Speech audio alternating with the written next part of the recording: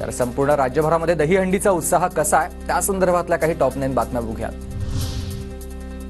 कृष्ण जन्माष्टमी निमित्त मथुरेत भाविकांची गर्दी, पाटण्यातील इस्कॉन मंदिरातही भाविकांनी लावल्यात रांगा। श्रीकृष्ण जन्माष्टमीची देशभरात उत्साहाचं वातावरण आहे। श्रीकृष्ण जयंतीचा सर्वत्र उत्साह, गिरगावमधील इस्कॉन मंदिरात भाविकांची गर्दी, भगवान श्रीकृष्णाचा जन्म सोहळा मोठ्या उत्साहात संपन्न। जखमी गोविंदांसाठी मुंबईतील रुग्णालय सज्ज आहेत। नायर रुग्णालयामध्ये जखमी गोविंदांसाठी 8 ते 10 खाटा राखीव। जखमी गोविंदांसाठी राज्य सरकारसह पालिका प्रशासन सज्ज। दहीहंडी उत्सवानिमित्त मुंबई ठाणे परिसरात गोविंदांचा उत्साह, लाखो रुपयांचे पारितोषिक असलेल्या उंच दहीहंड्या फोडण्यासाठी गोविंद पथकांमध्ये चुरस। मुंबईत 1 लाख गोविंदांना विमा कवच, तर यंदा 1 लाख गोविंदांची विमा नोंदणी अपेक्षा असताना 1324 मंडळांमधील 1 लाख गोविंदांची विमा नोंदणी पूर्ण।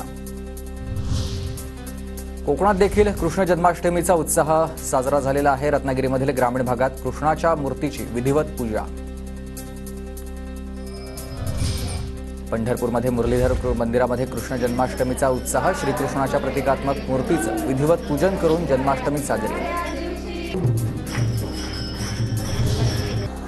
कल्याणमध्ये धाग्यानं साकारले श्रीकृष्णाची आकृती, लाल रंगात धागा बुडवून 40 मिनिटात कृष्णाची पेंटिंग तयार। डॉक्टर दिनेश गुप्ता यांना कलात्मक प्रयोग। जय जवान पथकानं मानाची दहीहंडी फोडली। मुंबई ठाण्यातील हंड्या फोडण्यास जय जवान पथक सज्ज।